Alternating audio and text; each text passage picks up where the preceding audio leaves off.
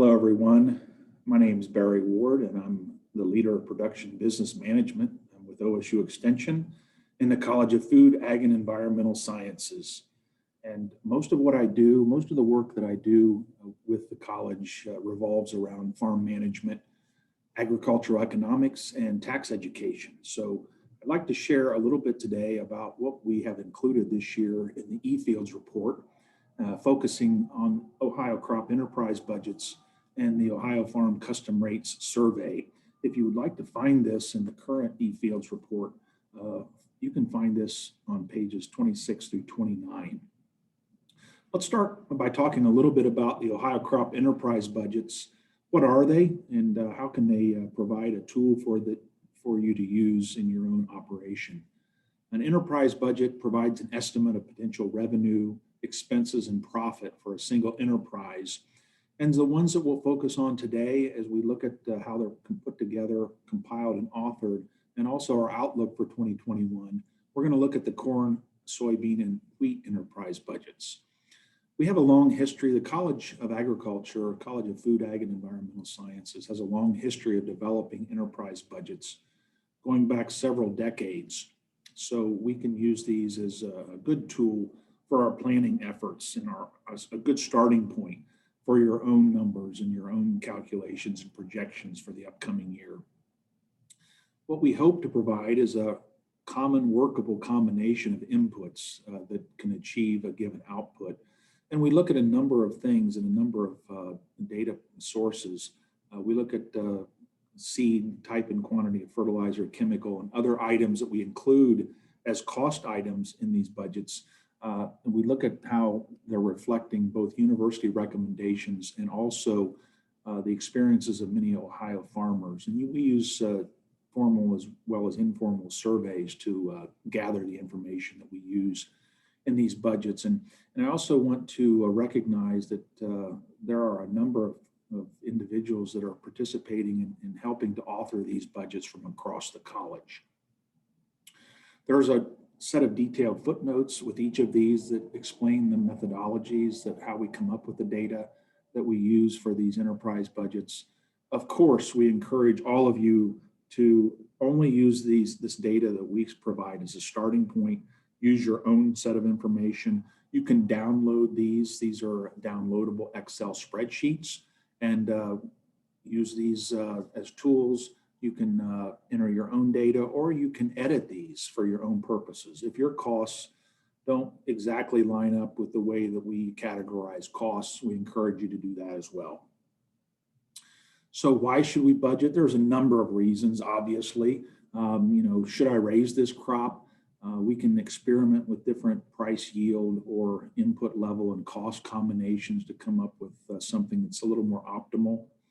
We can look at baseline, worst case, best case scenarios, looking at improvement in crop mix. And we know that there's a certain amount of crop rotation that goes on across Ohio traditionally, and oftentimes there are very real benefits to that.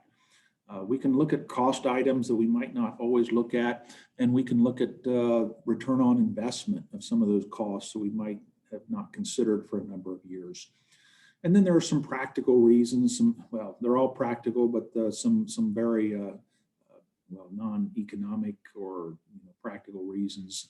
We can look at our lending institution and our relationship with our lender as a real reason to put together an enterprise budget.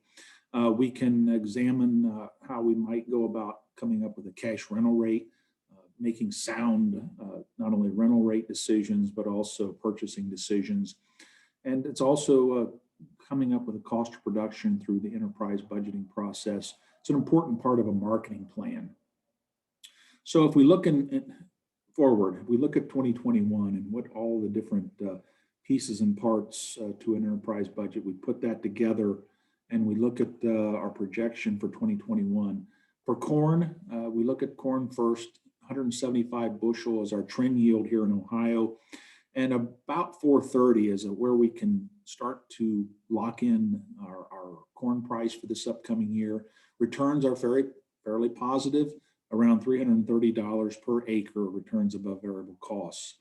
We look at this compared to soybeans, 54 bushel trend yield, little north of 11.50 per bushel for this harvest delivery. We can lock that in approximately, and we're looking at a little over $400 per acre returns above variable costs. And this is even including some recent run-ups in fertilizer costs that have been taking a little bit away from our bottom line, but still overall, we look at 2021 as, at least right now, fairly positive in terms of returns. Comparing this to wheat, 72 bushel trend yield, 6.25 for this summer delivery for wheat. We can lock that in approximately right now. Around $270 per acre returns above variable costs. So if we compare all three of these, and that's what we're looking at here in this slide, comparing corn, soybeans, and wheat. And soybeans shows to be, at least right now, in the lead and arguing perhaps for some more acres across Ohio. We did see some of that show up in the USDA Outlook report here in the last week, where at least the expectation right now across the country is very strong plantings for soybean acreage. So comparing the three, right now, corn and soybeans strong compared to where we were last year at this time, and our expectations for the upcoming year. And wheat also showing very, very strongly as well. So overall, across the three crops, positive outlooks for returns. This wheat number does not include any straw or double crop return, which may make this look much stronger in comparison to the other two. So that is our look at budgets. Also wanted to share just a moment about our Ohio Farm custom rates survey and summary that goes along with that. We do this survey every other year. We're looking at farm work completed by others, custom work that's being provided. And we surveyed and had surveys returned from 377 individuals last year. These rates that we collect include not only the cost of the implement and tractor if required, so all the fixed costs of machinery, but also the variable costs as well as the labor. We just want to point out that the average custom rates that we report in this publication don't always cover all of the costs of performing the operation. So just if you're providing this as a service, be sure that you're providing enough of the cost to make it worthwhile for yourself. If you'd like some additional help in terms of going through those, and I'm going to show you a couple of slides of some of our survey data. This is soil prep and some of the planting operations, and you can see here in this line, this column, you've got average data. So this is meant to be a starting point in your negotiations as you talk about custom rates and how to arrive at one of those. But make sure, again, if you want to go through and analyze the complete costs of the operation, there's a lot of publications out there, and also your extension educator in your county, and I'm willing to help as well go through those calculations with you. Some additional information here on this next slide showing many of the different harvest operations, grain harvest, storage, hauling, and also some forage and silage harvest information. So there's a lot more information on the full summary, and that's available, at this farm office site. This includes access to our enterprise budgets as well. You can access and download those, and also our custom rates survey summary.